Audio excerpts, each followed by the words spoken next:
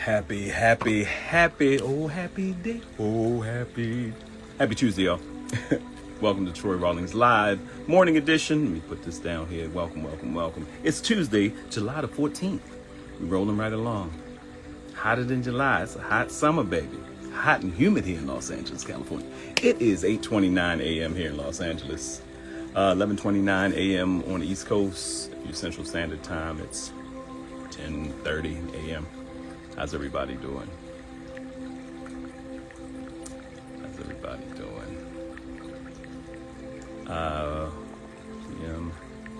Putting the info down here. Share this with your folks. Y'all know what it is. Troy Rawlings Live Morning Edition. We talking about love. And in the month of July, we are talking about the attributes of love. Last month, if you missed anything in June, you can go back and watch it on the Troy Rawlings Live YouTube channel. Oh, a little lubrication for the chassis.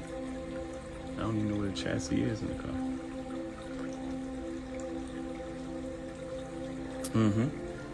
So, that's good. Hey, what's going on? Is it Tienye Boyle? Am I saying that right? What to do?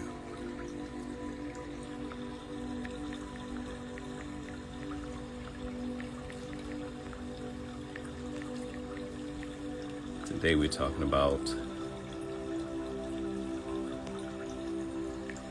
today's topic,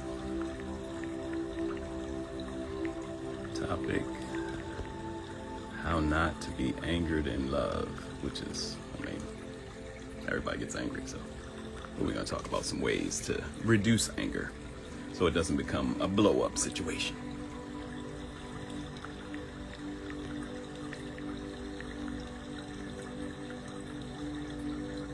To be easily angered, let's say that.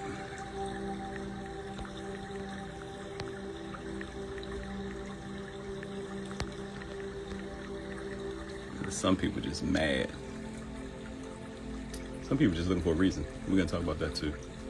I see them all the time. I meet people all the time. Concert, event. I've met women at a comedy show. And I say, hey, how you doing? Before the comedy show. How you doing? I'm fine. None of your body language says fine. You're at a comedy show. We're on the rooftop. We're at a comedy show. We're at a comedy club. What's wrong? I'm just saying, what are you saying? Not saying it's always women, because some guys be walking in. All right, y'all. Welcome once again to Troy Rawlings Live Morning Edition. I'm going to try to run through this. Yesterday I did it in like 38 minutes. That's a record. But I'm going to try to get it in, especially if I'm starting later. There's no need for me to do it. If I'm early in the morning, I'm going to do an hour sometimes. But I got to get to work. And I want to get the message in, get it out. You can go back into the replay. You can go back on the replay and take notes. Good Lord. Did I put a shot in there? I did put an extra shot of espresso. Carpe diem FDM, baby. Seize the most fabulous day. More fantastic. Monumentally. Freakalicious. Freaking. Okay. Welcome. You hear the Zen music. Let's get some breathing in, shall we? All right. Y'all know the routine. If y'all been here before, it's Troy Rawlings Live. My mission is to help men and women communicate better in love. Anything else you want to know, go back and watch the first month of June. The goal is to do 52 weeks on love, 5 days a week.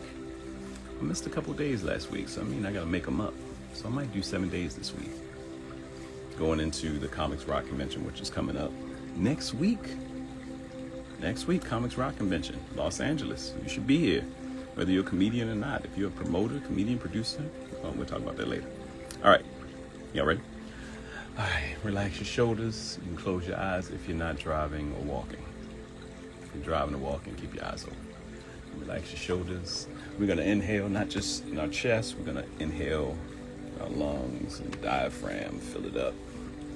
All right, let's go. Inhale through your nose. Love, peace, joy. Exhale. fear, anger, doubt, loneliness, frustration. Inhale. Exhale. Inhale. Exhale. Inhale. Exhale. Inhale. One more time. Exhale. Inhale. And exhale. Welcome, everybody. Welcome. And got good. That was like I took a toke. Toke of air. I took a toke of air. Okay. Quick prayer. Father, thank you for this awesome day. Thank you for waking us up this morning with sound minds, activity of all our limbs, all our senses working intact, divine health from the crowns of our heads to the soles of our feet, healing in our hands, words, and actions, healing in our words. Let us be a blessing to somebody today. Let this be a blessing to somebody today, whether they're watching now, live, or they're going to catch it later. Let's have an awesome day. Bless our loved ones. In Jesus' name we pray. In your precious name we pray. Amen. All right. This is not a religious broadcast, but I'm just taking you through. Since I'm really doing what I would do for me, like deep dives on love. I love talking about love. I love talking about love. I love talking about sex, love, relationships. But the core thing is love, how to be more loving. Especially as we're getting older. Shouldn't that be the principle? Shouldn't that be the caveat? Shouldn't that be the goal? To leave a more loving, understanding society by leaving more loving, understanding families and loved ones and relationships and all that stuff. I feel like I'm going into Earth, Wind, and Fire. So, material things. Oh, that's Commodores. Material things. I thought I had so much value. Oh, girl, really didn't have any value at all. That's a Lionel Richie quote. I was a lonely man, a man with no direction, no purpose. Sorry, it's old school. You had to be there, or at least listen to it. Take my hand. Okay. Let's jump into some birthdays real quick. And I used to do celebrity birthdays, right? And I was like, I don't know these people. I only knew a handful, maybe 5 or 6 out of 30 celebrities I mentioned their birthdays. So let's go through my Facebook friends and say happy birthday. Lee Roan, Tao, happy birthday, girl. Derek Harris, happy birthday. David Greenwood, happy birthday. My Uncle Paul Goodwin. Cuddy, the other Cuddy. Happy birthday. It's funny, him and my brother had the same nickname, and I don't even know if they knew it. My Uncle Paul's a year younger than my brother. It's my grandfather. Just happy birthday, Uncle Paul. Joey Beans. Was that the it's Rude Boys, right? Written all over your face. You don't have to say a word. Okay. Joey Beans, Lil Joe. Happy birthday. Also a part of, is it Levert Experience? Because it's him, I think Dave Tolliver from Men at Large, and Mark Gordon from Levert? They formed a group.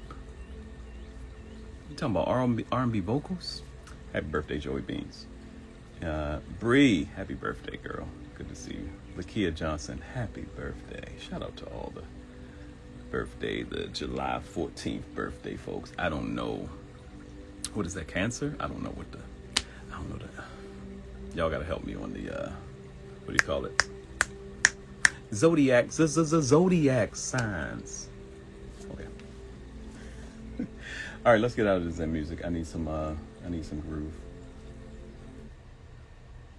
All right, today, the month of July, we're talking about the attributes of love. Some of the attributes of love. And I got into some of the definitions of love that I thought were amazing. I talked about Ruby Dee's definition. Let me give it to you now. Ruby Dee is an actress and activist. She's passed on. She was famous. Hey, what's up, kind soul? And if you don't have your name in your title in your handle. Put your first name, your city, and I'll give you some love. If you just tuned in, welcome to Troy Rawlings Live Morning Edition. We're talking about love. Love, love. 52 weeks, baby. We already did the month of June. All about self-love. Go back, check it out on the YouTube channel. They're in the Instagram live as well. They're on my Instagram timeline as well. But yeah, go back, check it out. I believe we talk to others and we treat others and we love on others how we love on ourselves. It's damn near a command. It is a commandment. Love your neighbors as you love yourself. But a lot of us don't know how to love ourselves. A lot of us don't take the time to love ourselves properly. So the whole month of June, I talked about 5 days a week, pretty much. I talked about self-love. Great keys. But like I said, I'm giving you guys what I give myself, how I talk to myself, how I love on me, how I try to love on others. As I'm helping myself, as I'm doing my deep dives, I hope this blesses you. You share it. And man, I mean, at the end of a year, we'll have 300 hours on love. I think I can do another 3 books off of that. That's the other goal. Okay. So today, I was talking about Ruby D. Ruby D was married to Ozzie Davis. She had amazing working definition of love. She said, when you want and pray for someone, I don't know why I went to the older black woman. When you want and pray for someone to be all God created them to be, despite any personal sacrifice it might entail. That is love. Love is overcoming. Love is passion clothed in infinite patience. And I took this from a biblical scripture. 1 Corinthians 13, 4-8 is the best definition of love that I've found anywhere. It's by a guy named the Apostle Paul. He wasn't always an apostle of the faith. And back then they didn't call them Christians. They called it like the way. These people who were following Emmanuel. We call him Jesus, Yeshua. These people that were following him. He was pretty much like the Hitler of the time. Had a conversion when he came face to face with the Spirit of Christ, Jesus, and knocked off his horse, went blind, and just decided to change his life. Of course, the people he worked for wasn't happy. And the people he used to persecute wasn't happy. So imagine this cat all of a sudden teaching about love. That's like, it's like a Scrooge moment. Scrooge, 3 ghosts, flip the script. And he comes back. And one of the sayings a lot of people say, when I was a child, I spoke as a child, thought as a child, acted as a child, did childish things. But when I became a man, I put away childish things. This is in that same base Paul was talking about when he learned about love, when he came into love. Love does that. So his definition, love is patient, love is kind, it does not envy, it does not boast, it is not proud, it does not dishonor others, it is not self-seeking, which we talked about yesterday. Today we're talking about it is not easily angered. It keeps no record of wrongs. Love does not delight in evil, but rejoices with the truth. It always protects, always trusts, always hopes, always perseveres. Love never fails. You've heard that before. This guy said it, made it said it first. So, with that being said, I believe love is a verb, like hope or faith, something you have to put into action on a regular basis. So, today we're talking about how not to be easily angered in love. You get mad easy. You get pissed off very easy. I don't care if it's the news. Key thing. Be mindful how you start your day. I try to start my day with devotion, and then I look in this mirror and say, Troy Rawlings, you are doing amazing. You got a lot of gray coming in. I know that, boy. Woo. Getting old. But you look good old. 51 looks amazing on you. Why didn't y'all tell me I had something on my nose? Y'all can't have me on here. Come on, y'all. What are you doing? Are you the type of person that somebody be talking to you and has something in their nose or on their lip and you don't say nothing? What's going on, Renaissance Essentials? What's going on, D? What's going on with my nose? Why didn't y'all tell me my nose was looking crazy? All right, back to good morning. Back to loving on me. All right, my nose. Come on, y'all. Y'all got to tell me about this in the morning. Oh, that's gray. Oh, my Lord. Your gray looks wonderful. You're beautiful. I love you. You're doing a great job. You're a great father, great man, great brother. You're going to be an awesome husband. Do you look in the mirror in the morning? Have you looked in the mirror? Because all of you, if you're brushing your teeth, if you're washing your face, you're looking in the mirror. If you're grooming yourself, you're looking in the mirror. Do you look in the mirror and give yourself props and love on you? Have you? Have you? All right. My purpose is to help men and women communicate better in love. And today we're talking about how not to be easily angered in love. Let's jump into it. To avoid getting easily angered in love, recognize when your nervous system is flooded. Step away for a designated 20-minute physical cool down. You ever heard somebody say, get some fresh air? Hey, get some fresh air. We don't do that. Literally, getting some fresh air, going outside, even if it's humid like it's been in Los Angeles. Taking a walk around the block. I remember one day my daughter was having a hard day at school. She was in the nurse's office or something, and it was just emotional. Whatever she was going through was very emotional. I went up there, and she was like, and I was like, hey, let's take a walk. And we walked around the block. And I try not to get emotional when I talk about Zoe. I love you, Zoe Troy Rawlings.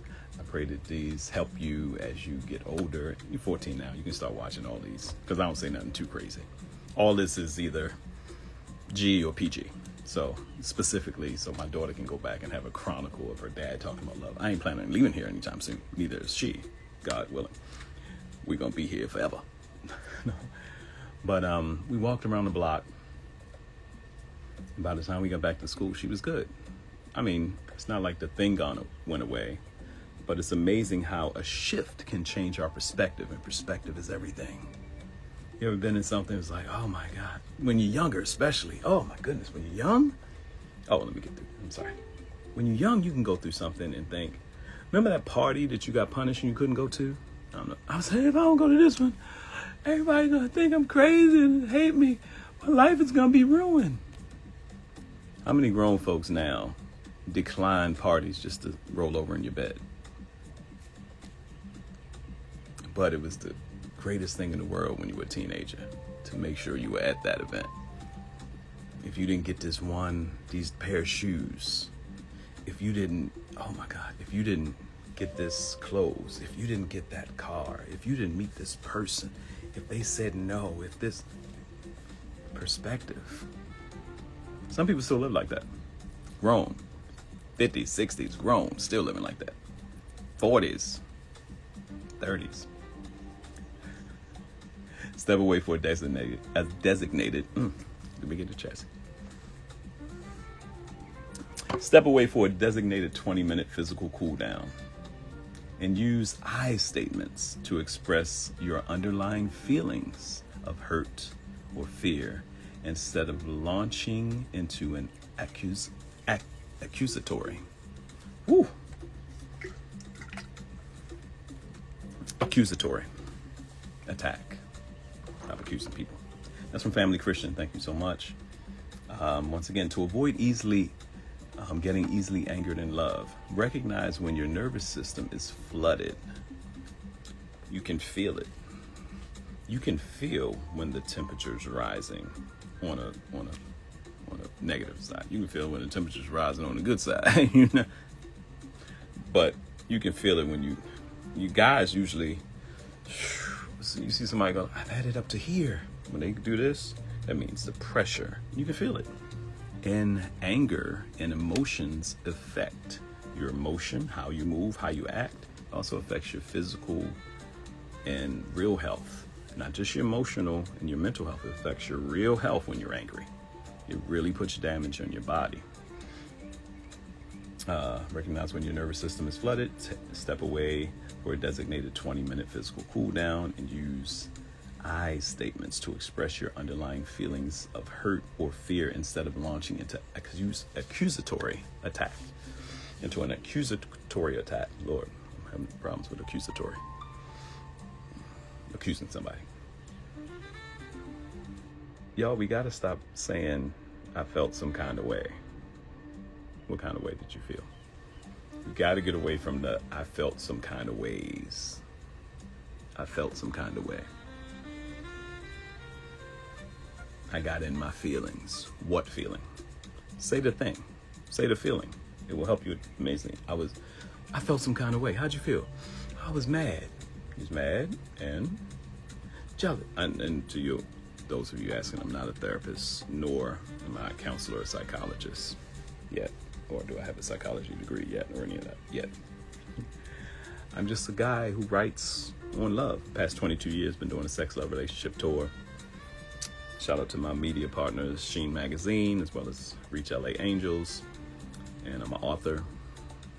And yeah, this is just a part of my mission.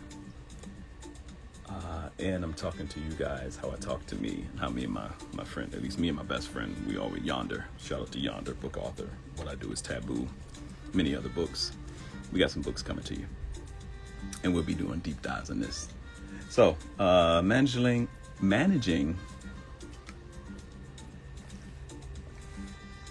me, you.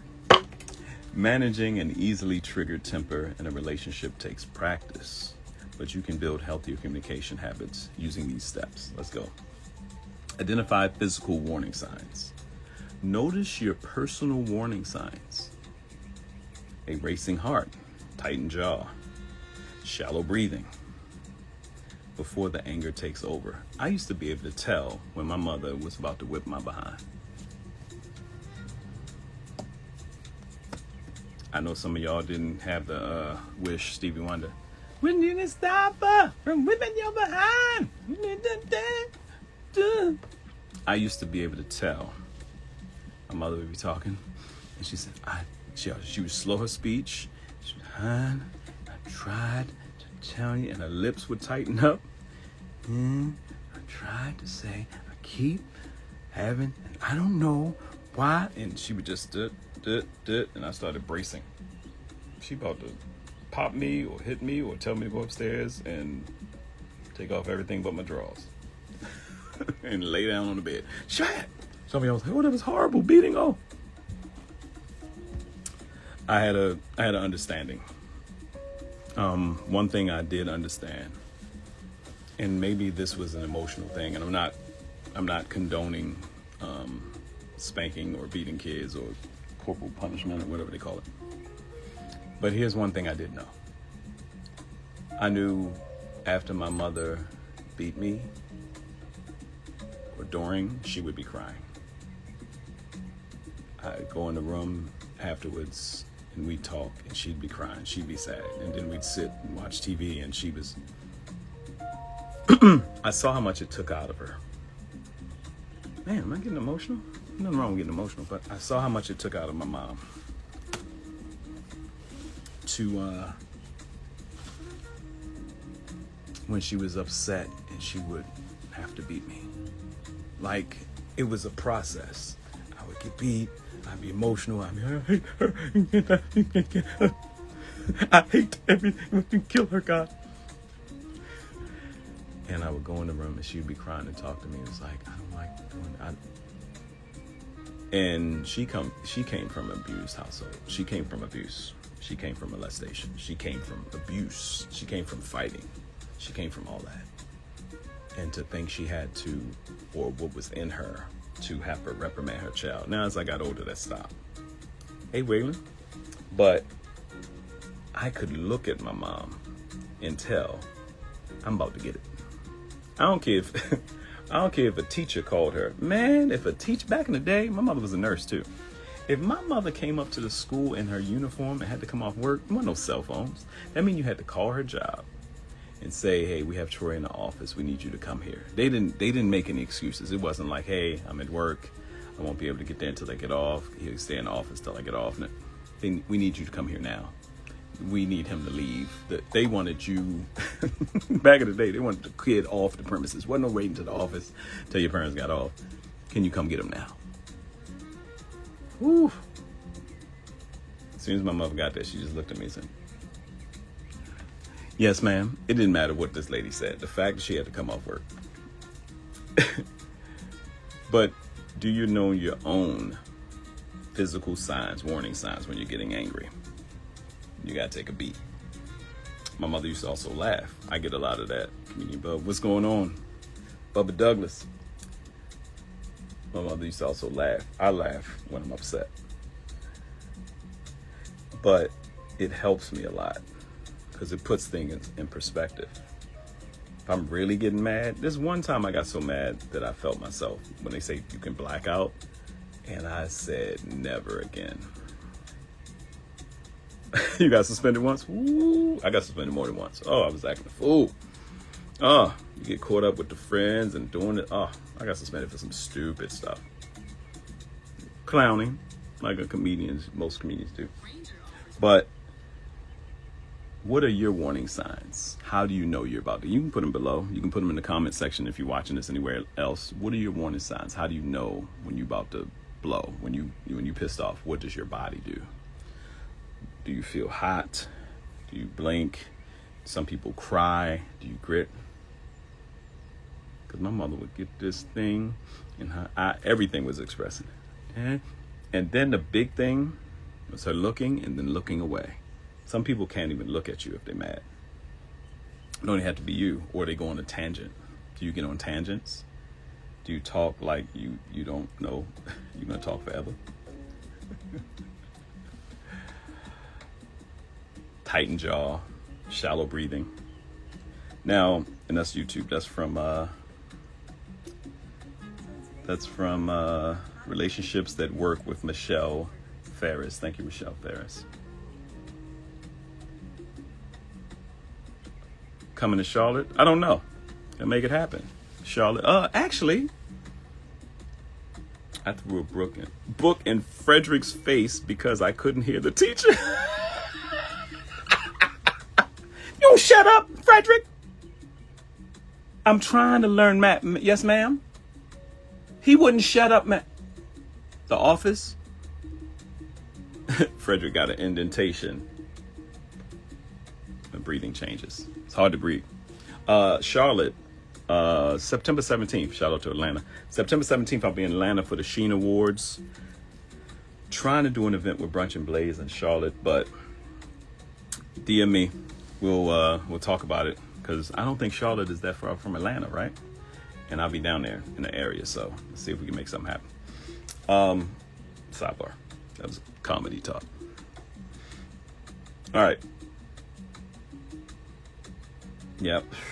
Indentate. Oh, I stole my father's ring, one of his big rings, just to wear to school and show off. And some boy was messing with this girl and showing off in front of him, and he said something slick. I said, what? And I hit the dude with the ring, and the imprint was in his head. That's one of the times my mother came up to the school. She looked. She was like, oh, and you got your father's ring on? Oh. 4 hours. Okay, yeah. How far is Charlotte from Greenville, South Carolina? Because I might do a whole thing. I've been wanting to do a Tri-City tour, so like Atlanta, Greenville, Charlotte. Okay. Take a time out. Pause the conversation and physically walk away to calm down. Research shows that it takes about 20 minutes for your body to move out of the fight or flight response. About 20 minutes. Explicitly tell your partner, I need a break to cool down so I don't say something hurtful, and I will come back to talk about this. Indentation like Charlie Regine, right? Like Charlie Murphy. Charlie Murphy!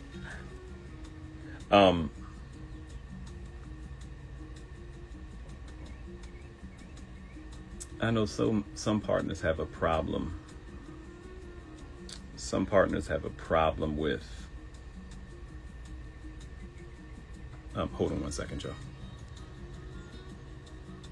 Hold on one second. And I'm back. See, for the people that's watching later on YouTube, you don't realize that I took a break. It just comes back. So, where was I? Sorry, we have to open at 9 a.m. So I open the shop, make sure it's open, so I can. If you see me dip out, I'm taking packages in at the shop. We're in Burbank, NBA golf.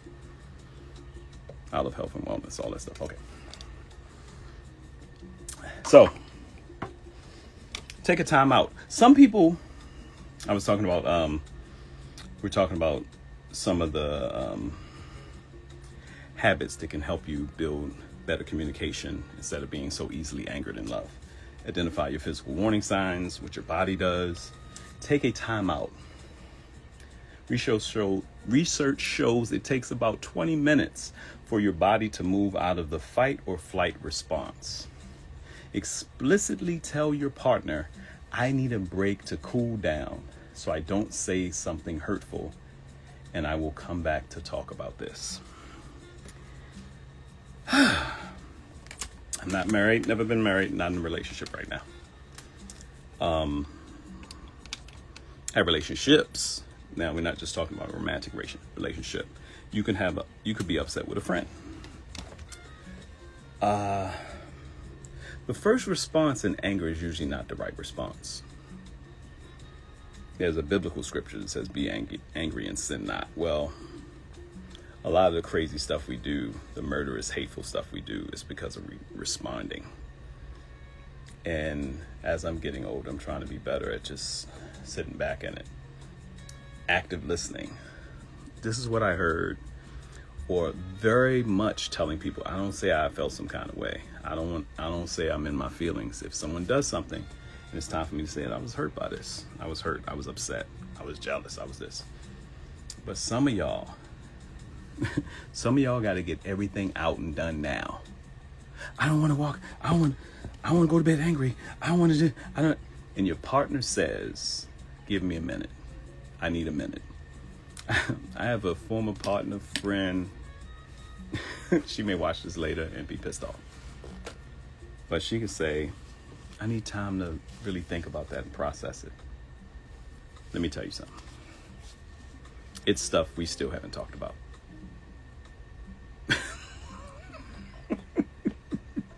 Yeah. It's just the nature of... And don't get me wrong, I've been there too. When you don't... It's certain people... And let me say this. And it's sad, but it is true. When a person talks to you...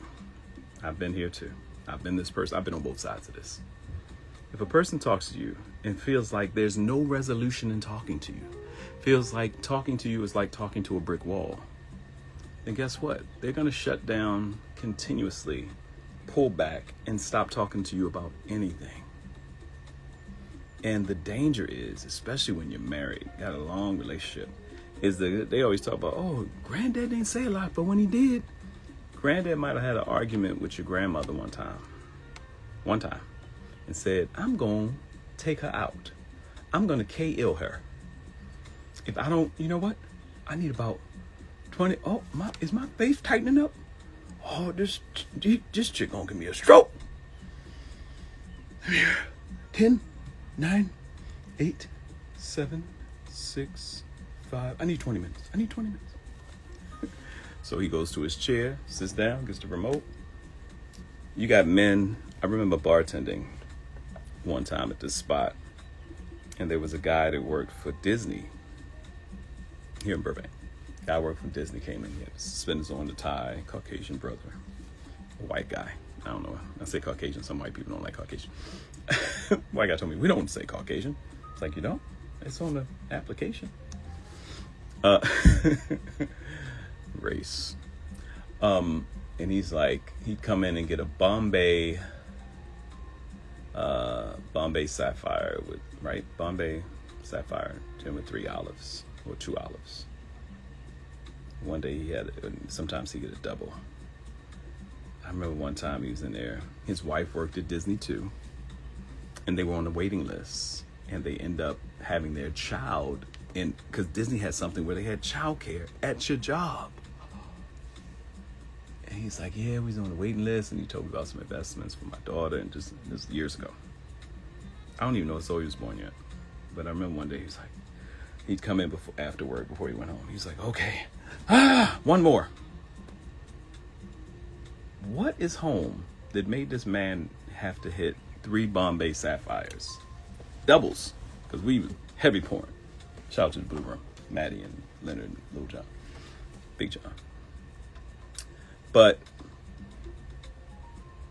sometimes your spouse may say, I need a minute, and you think they're being dismissive when they're just trying to be respectful of you and them. Give somebody space. Please stop trying to manipulate each other. Without free will, there is no real love.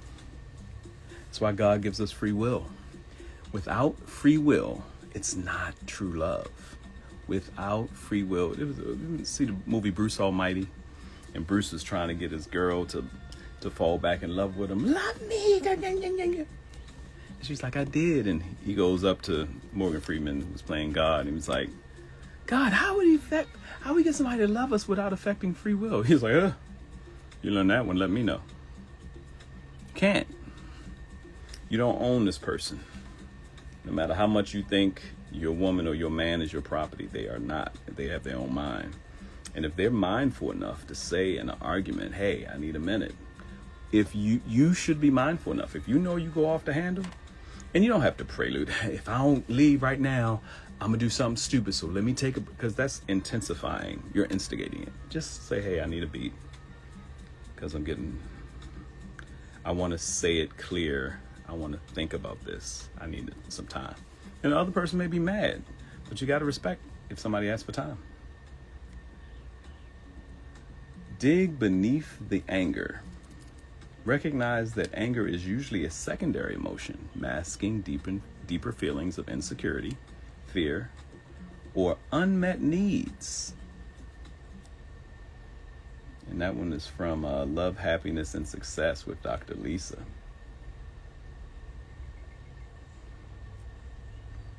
Dig beneath the anger. Recognize that anger is usually a secondary emotion, masking deeper feelings of insecurity, fear, and unmet needs. Ooh, what are you really mad about? What's the thing beneath the thing? What's bothering you? That's why it's good to be not, you don't want to interrogate a person. If a person's like, oh, you know something's wrong. About 60 to 70% of all communication is nonverbal. So if you're with somebody long enough, or even if you're not, you should be able to tell their body cues.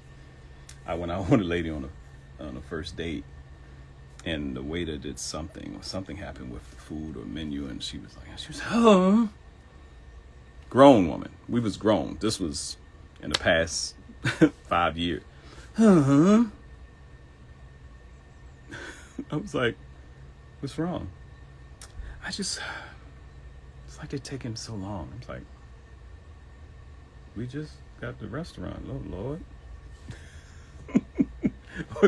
She was hungry. She was hangry.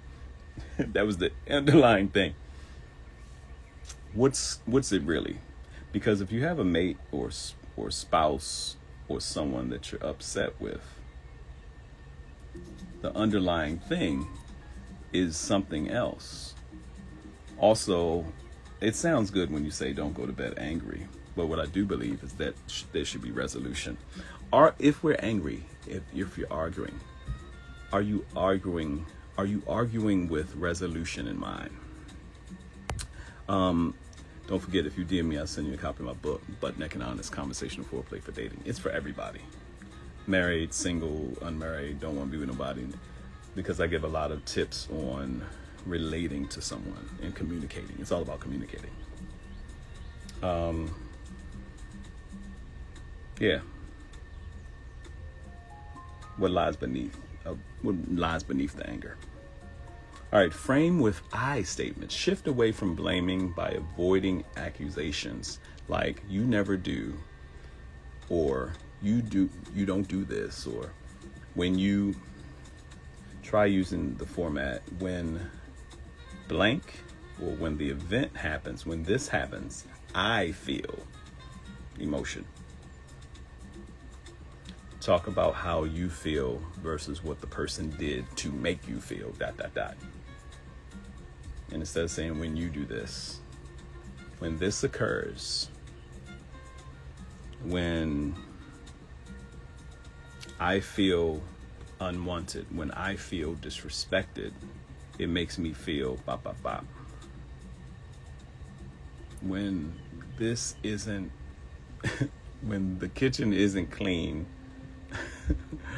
when this isn't done, it makes me feel like I'm not. Put it back on yourself in such a way that you're not accusing the person. You're talking about how the thing that's not being done or is being done is making you feel versus them. And it helps it. And if a person is lovingly, actively listening, they was like, oh, okay, if when I do this, if that thing being done makes her feel like this, or this thing not being done makes her feel like this, let me do the opposite so I can make her feel better. If you love somebody, that's how you think, right? Right? But what if they don't? Here's the thing about love. Love, you can't love like this. You can't love with your guard up. Initially. But when you in it, it's like being in a fight. It's like going in a boxing ring or being on a football field. You look crazy going on a football field and you run off the field. Coach. He was like, what's wrong? They trying to hit me out there. He was like, sit your behind down on the bench. That is a part of the game. You're going to get hurt in love. It's going to happen. Feeling's going to get hurt. Something's going to happen. Even if the person doesn't intentionally do it, even if something happens to a loved one, you're going to get hurt in love because you're vulnerable. It's going to happen. But being more open about your emotions and what you feel, and letting the person says, oh, when that happens, when you do this, it still has it. When you do this, when this is being done or this is being done, I feel like this. Try to put it in I statements and take it off of the you. That's a good one. Family Christian gives that. Listen to understand. I'm talking about this. Practice non-defensive listening when your partner speaks. Strive to understand their perspective rather than immediately thinking of a counter argument or trying to win, quote unquote, the disagreement. That's from Dr. Robert Navarra. This is one, man. I'm trying to be better at listening. I'm trying to be better at active listening in every conversation. It helps tremendously in business and meetings and stuff, especially somewhere where you're the one that needs to be fed into, or you're able to get something. You learn more when you listen than when you talk.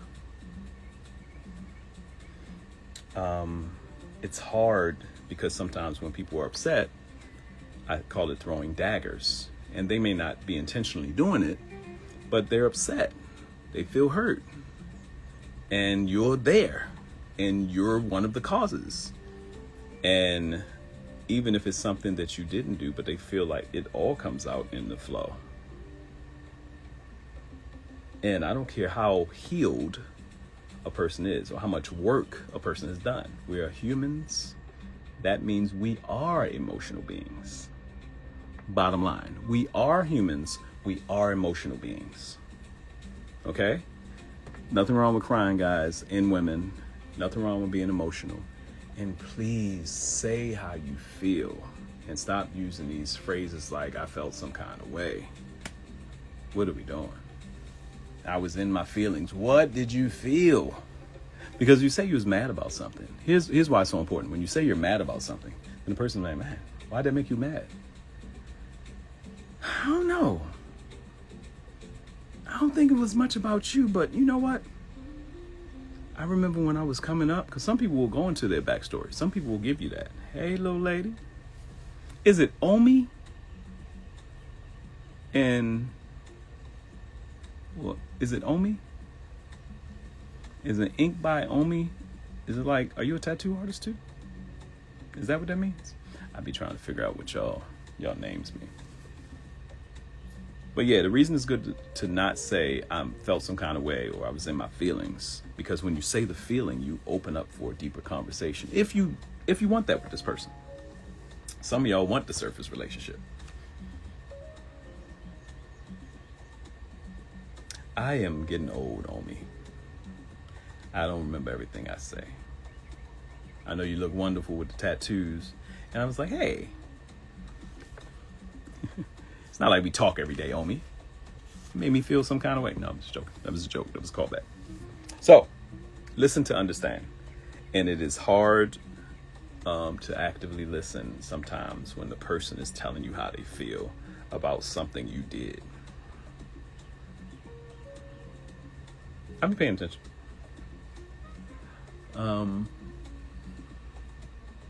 But yes.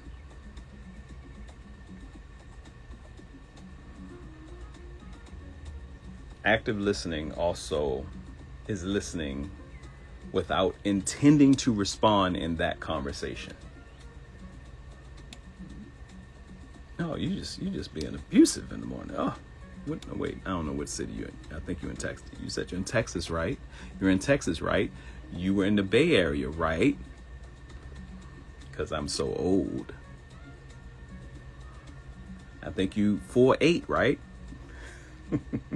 Sorry, she said old man, so I had to throw a jab, So it's 11:18 in Texas. Shout out to the folks in the CST. Yeah. Active listening, listen to understand. That's a whole study in and of itself. You're not in Texas? Oh, I'm really off then. I don't know why I thought you went to Texas.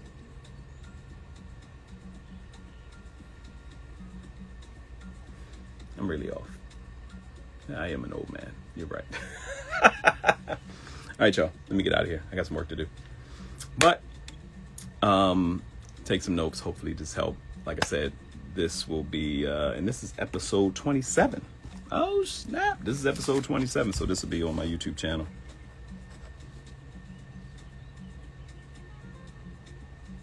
Yes, I did. This is episode 27. This will be on my YouTube channel. How not to be easily angered in love. If you get angry easily, or you find yourself getting pissed off or emotional or feeling some kind of way or in your feelings, this will help. These practices will help, especially the young folks. All right. I will holler at you later.